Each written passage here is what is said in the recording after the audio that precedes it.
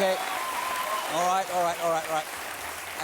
Hello, welcome. This is Whose Line Is It Anyway? And if you've seen the programme before, then you'll sing it again now. It's an improvisation programme in which we set a number of games to our contestants to test out their ability to live off their wits, to perform off the cuff, or otherwise to shrug off their embarrassment. Now, I don't mind telling you we've got a really top-line line-up tonight. In fact, I don't mind telling you that every week, whether it happens to be true or not.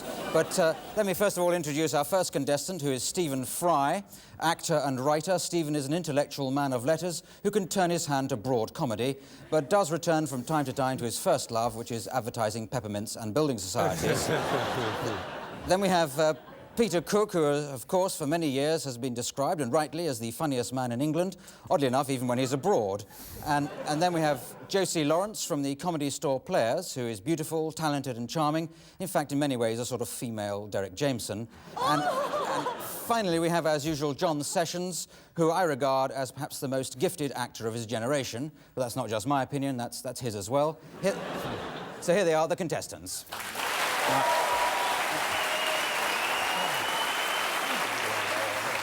Now, the first game is called Authors, and it does allow the contestants just a little bit of preparation because each of them has come along with the style of a famous author in mind, and they're going to take it in turns to tell a story in the style of their favourite author. So if you'd like to come forward, you have, of course, prepared with a famous author. But it's a certain amount of improvisation as well, because I have to get the title of the story from somebody in the studio audience, which I'll do in just a moment. First of all, Stephen, who is the author you're going to start with? Well, Clive, I've chosen John le Carré. John le Carré, and why not? Peter Cook. Albert Goldman. Albert Goldman, yeah. Biographer of Elvis Presley, John Lennon. John Lennon and yes, Lenny Bruce, yes. Other people who are too dead to sue. Terribly nice man. And, yes, My Josie. author isn't a name as such, but it's the kind of people that write articles for women's magazines. Oh, right. And John Sessions. Ernest Hemingway. Ernest Hemingway. Right, another show if you want from you. Now, OK, so a title for a story. Anything will do, just to link all that together. Day at the Races. A Day at the Races, that sounds fair enough. Wasn't that the title of a film once? We'll start with Stephen. When we've had he's done a lot, I'll buzz like that and we move on to Peter and so on until the story is told. So, A Day at the Races, in the style, first of all, of John le Carré, Stephen Fry. George. Controls gone potty, George. Operation Ascot went downhill, George, since the lamplighters and the scalp hunters went on their own and their renegade, George, and we need you right now. What's the odds, Roddy? Don't flirt with me, George. You scratch... Thank you.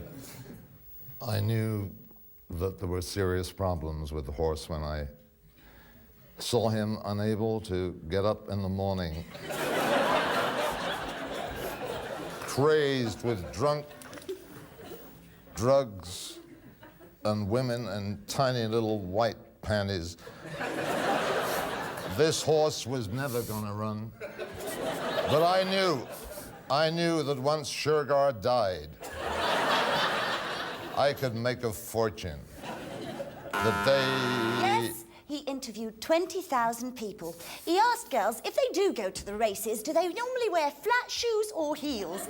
And do you know our survey came across 20% of women wear high heels and the rest wear flatties because getting stuck in the turf, is a no-no.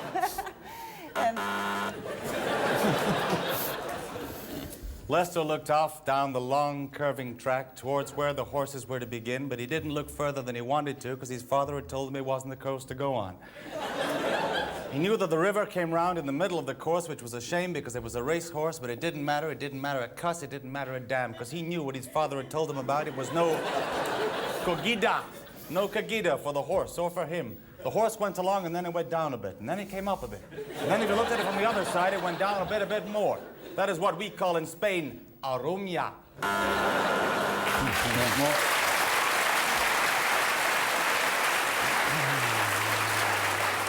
Right, well, that got us off to a racing start, and I have to award some points there. I think I'll give 10 points all round, with a 5-point deduction to Peter Cook, just to make it difficult for him at the beginning.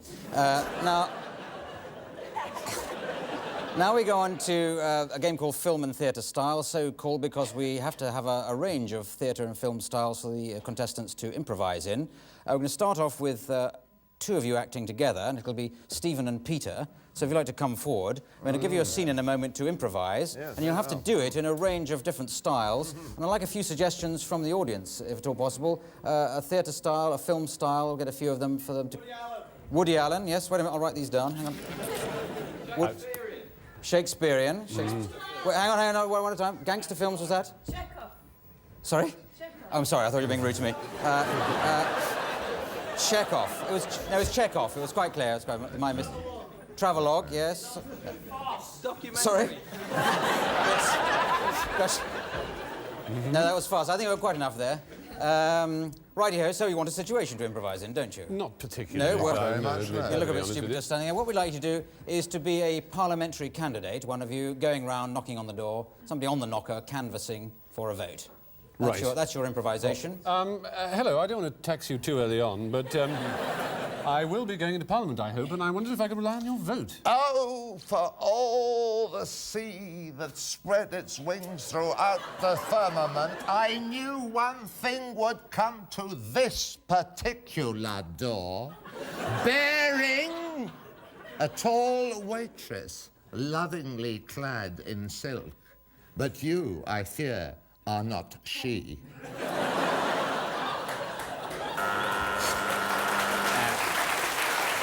Good. Well, I daren't add Shakespeare to that, because I think it'd be... That was a gangster film. Oh, right, yeah. More like a disaster to me, but let's go into farce, if we aren't there already.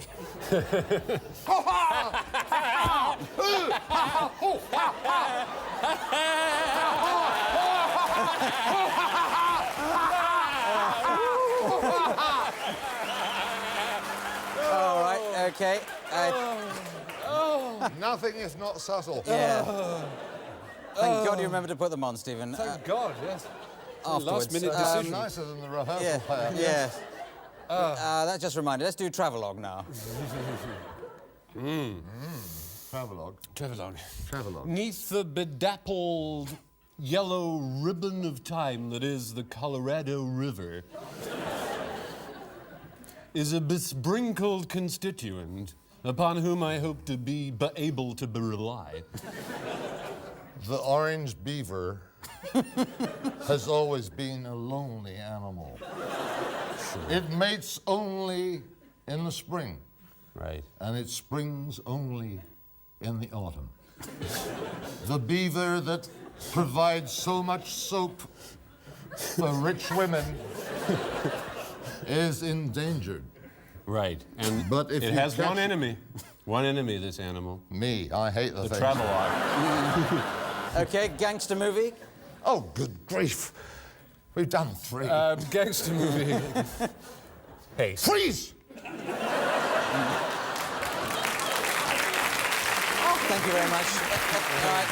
Oh, yeah. Yes, that's fine. Well, it'll be a hard man who gave any less than 50 points each there, so I'll give 25 points each there, with a bonus of 30 to Stephen for his underpants. Now, Josie and John, you're obviously the next pair. We'd like a few more film and theatre styles. There's more theatre styles. British war film. Prehistoric epic. Greek tragedy, yes. Would you like that in the original Greek or in translation? If we get that, maybe so. Italian war films. Well, they show it backwards, do they? Now, any more? That's sort of obscure. Satire. British satire. Oh, what a shame we've not Peter in this one. And a blue movie. Peter and Stephen. Right, I think that's quite enough. So your situation that you have to improvise is breaking up with a partner. So the two of you are breaking up. Okay. And you start off just in any style, the way Peter did, and then I'll cut in with a new one for you. It's all a case, really, Jane, of... I don't know. Yes, John? What was it you wanted to say to me? I was just going to say that, well, it worked very well last Saturday, but now it's... I don't know. I want to go and do the dishes, OK? Yeah, do the dishes, darling. I'll see you later. Okay, let's do Shakespearean. I feel that thou hast not giving thine heart Think to me. not, madam, what thou comest with. Thou art all lean, thou art but a popinjay, far upon the hill, and I thy jesses. Comest with, I comest with. with nothing whilst thou art concerned, sire. Wilt thou a juicy fruit in my bowl, good lady? By faith, I'd pare thee like a quince and throw thee to the Otterways. OK, let's go into UK war film, British war film. Hello, Jackie. You know Bob, he's coming in later. He's a damn fool, you know. I know he's a damn fool, but he's a good chap. Listen, what are you doing on Saturday night? I thought I might just take the air. Oh, it's just an idea I had. I just said that Billy and Jack is... Hang on. Yes? But you can't. I can't give you a cigarette over the phone. What? Let me talk to him. OK. Johnny, are you coming home? I'll go and make a couple of gins for us, shall I? OK, let's do a blue movie. Can we do this without costumes? Or with costumes? Blue movie? Yeah. A blue movie. You must have seen some. Oh, you've been in some, haven't you? Shut up, me mum and dad are in. Have they been in them as well? Oh, that's quite extraordinary. Oh, that's so good. That's so nice. Oh, sorry. That's okay. I just turned up to see whether or not you wanted anything fixing, like these curtains over here, or perhaps this underwear drawer. I like it when men just turn up. Are you going to come again? I will, but I've got to... I can't come this minute. I've got to go out and get 7 friends of mine. This is Rafe. He's from Spain. It's good. I haven't seen any. Ending there, yeah. Right.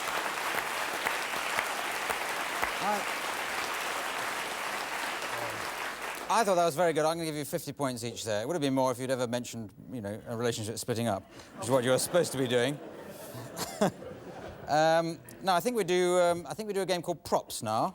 Yes, we do. And on this one, I'm going to give John and Peter this prop. So can you come forward and have this?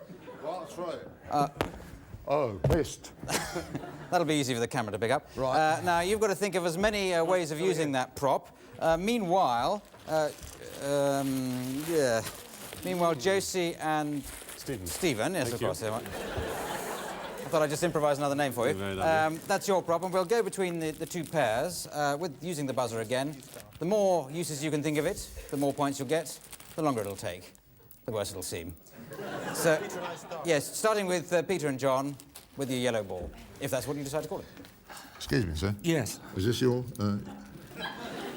your yellow ball with a cavity in it? Is that yours? Yes, I'm off down to the river to meet Moses. I'll see you later.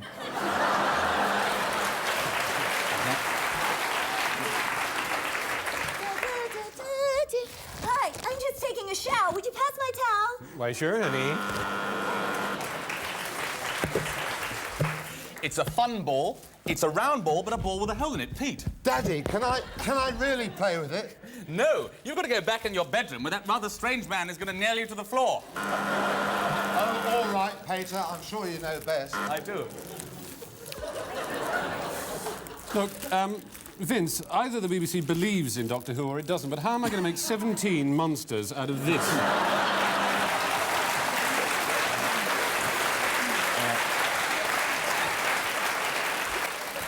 Peter's just given me this goldfish bowl, but there's so much gold on it, you can't see the fish. No, seriously. It's not a large flat, but you can get an extension on here. Yeah, one more each, maybe?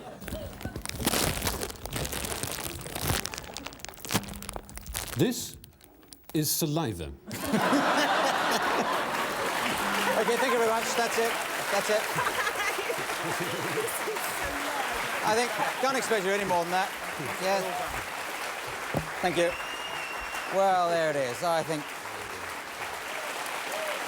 No, thank you for that applause, and that was just for the adverts. Well, I decided to give just 5 points to everybody in that last game. The next game is called Panel, and the idea of this is that the contestants here will be forming themselves into those sort of people who appear on Any Questions or Robin Day's programme as panellists, and they'll just try and discuss an issue of the day in the characters they're adopting. So we'd like an issue of the day from somebody in the audience. You've got some topic of general discussion that you might have... One over the back there, what's that? Smoking. Fair enough. Right, well, I assume that's a discussion point rather than you're pointing something out. Sorry? Channel tunnel. Channel tunnel smoking. That would be rather different. I think we'll settle with smoking. I think we've got... I think you're all ready to talk about that, aren't you? So you can neither be for or anti it, just you can use bits of old props and costumes lying around there to form yourself into a character, or you can completely not do that. Good evening and welcome to Ask the Panel. Tonight we'll be discussing the topic of smoking. I'm terribly sorry I'm late, but I got delayed because I was smoking and my boa caught fire. Your boa caught fire, yeah. That does illustrate one of the dangers of smoking, and indeed one of the dangers... the perils of boas. Boas, yes, indeed.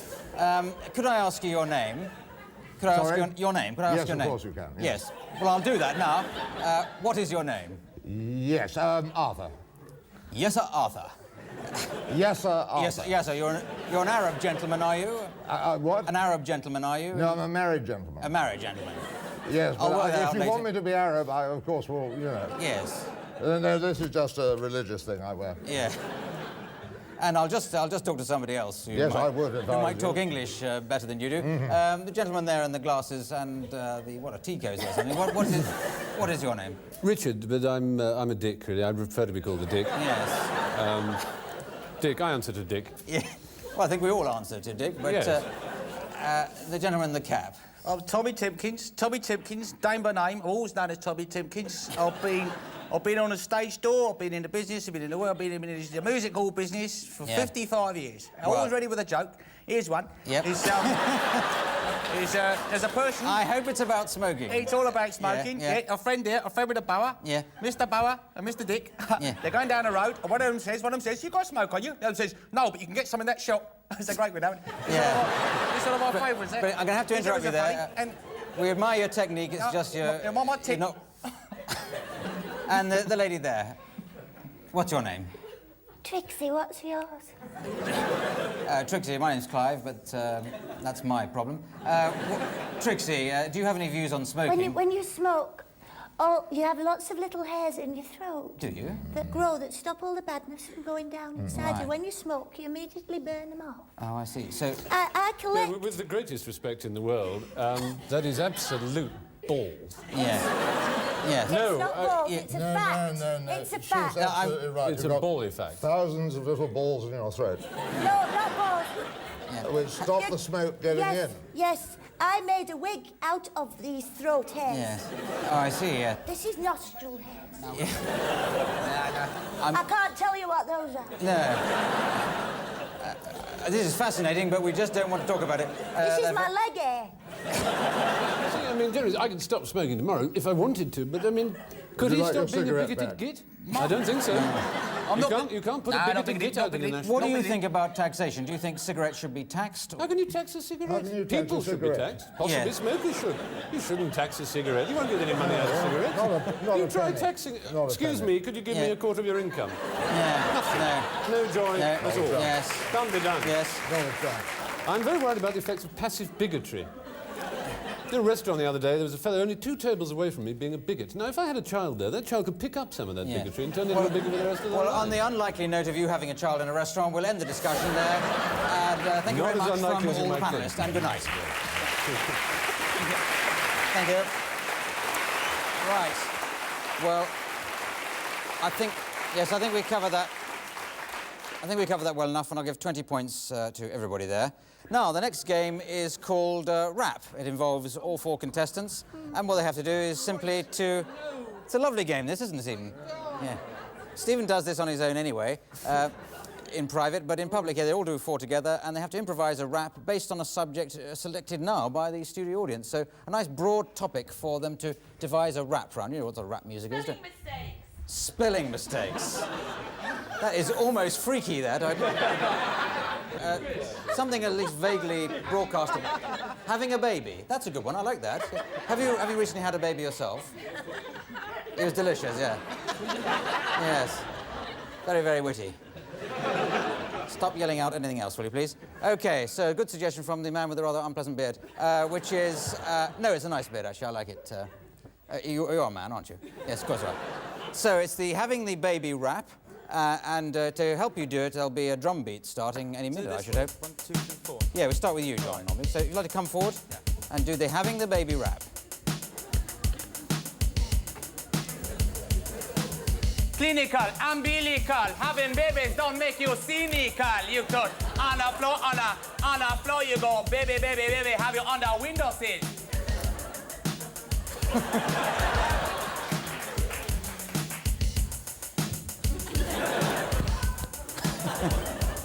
I met this man, he was called Dennis. He turned out to be a menace. He said, come home, I said, maybe.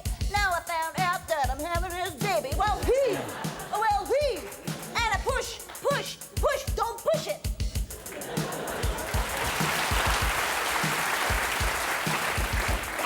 When the baby comes, you know full well that the baby's going to make your life hell. But you throw the baby out the door, you say, I want a little bit more of what made the baby come in the first place. Which is boogie, woogie, woogie, woogie, woogie, woogie, woogie, woogie, woogie.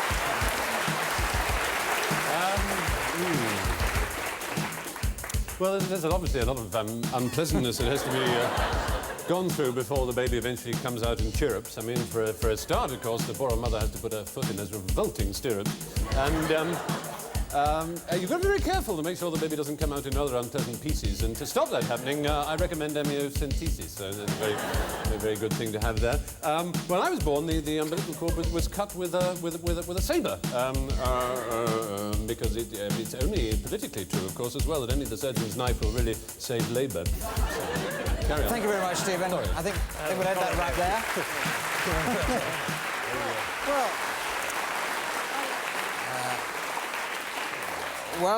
That was a very even round, so it's 10 points for everybody apart from Peter Cook, who gets 1,000 points there. And so all it remains now is to tot up the score to see who wins. And yes, I see that Peter Cook has just won this week's game.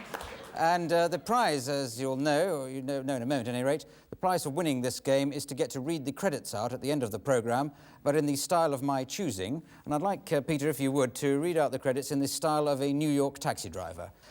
So all I have to do now is to thank everybody for taking part in the show. That's thanks to Stephen Fry, Peter Cook, Josie Lawrence, and John Sessions. There's me, Clive Anderson, saying good night. Good night.